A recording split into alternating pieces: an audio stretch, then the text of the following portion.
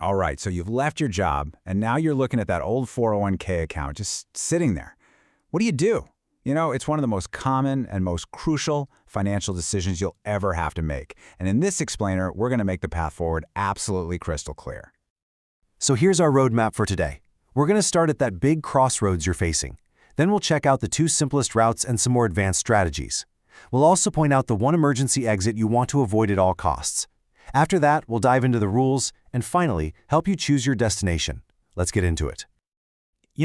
Every time you change jobs, you arrive right here at this crossroads. All that money you worked so hard to save is just waiting for you to make a move.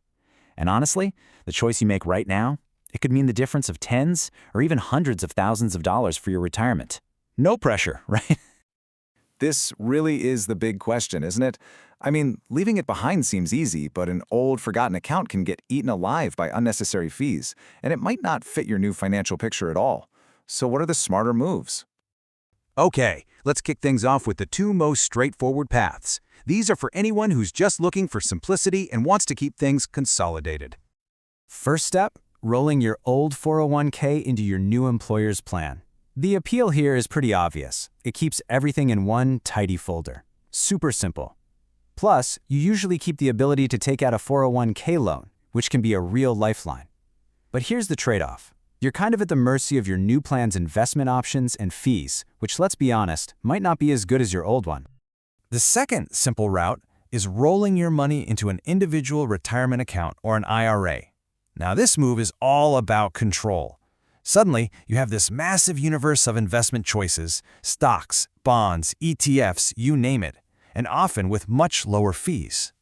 The catch? Well, you lose that 401k loan option and you're now the portfolio manager. It's on you.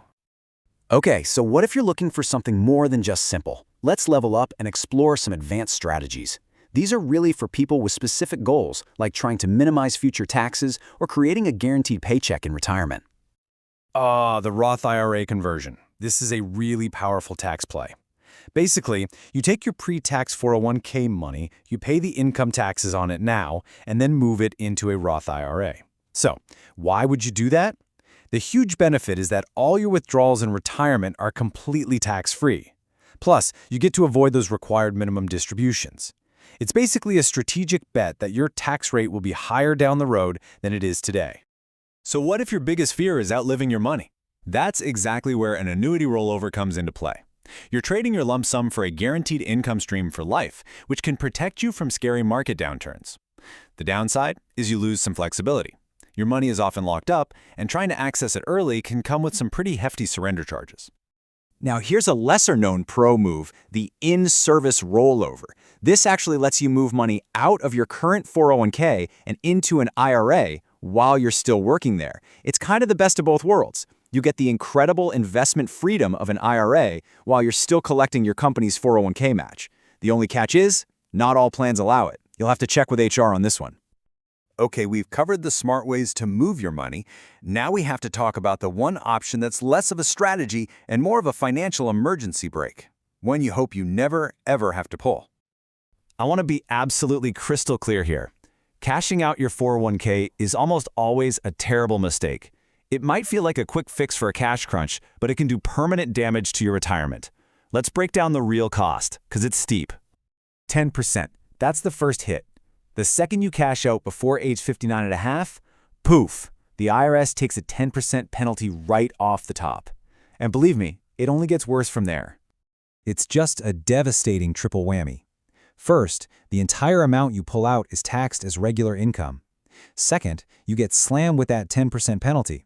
And third, and this is the silent killer, you lose all the future compound growth on that money. You're not just losing money today, you're losing all the money that money would have made for decades to come. So you've picked a rollover strategy. Excellent. Now let's cover the how, because getting the mechanics right here is absolutely critical if you want to avoid any accidental and very expensive tax penalties. Okay, so there are two ways to do this, and the difference is huge. A direct rollover is the gold standard. The money moves directly from one financial institution to another. You never even touch it. An indirect rollover is where they cut a check and mail it to you. And that simple difference, it opens up a massive potential tax trap. And here's why you always want a direct rollover. If you go the indirect route, your old plan is legally required to withhold 20% of your money for taxes. So let's say you have a $50,000 account. You only get a check for $40,000. But to avoid penalties, you have to deposit the full $50,000 into the new account, which means you have to come up with $10,000 out of your own pocket. A direct rollover avoids this entire nightmare. Oh, and if you choose that indirect route, a clock starts ticking. You have exactly 60 days to get that money into a new retirement account. If you miss that deadline by even 1 day, the whole amount is treated as a withdrawal, and you unleash that full triple whammy of taxes and penalties we just talked about. The good news is the process itself is surprisingly simple. It's really just 4 steps. First, you call your old plan administrator. Second, you tell them specifically that you want a direct rollover. Use those exact words. Third, you give them the information for your new account. And finally, you just confirm the money arrived safely. That's it.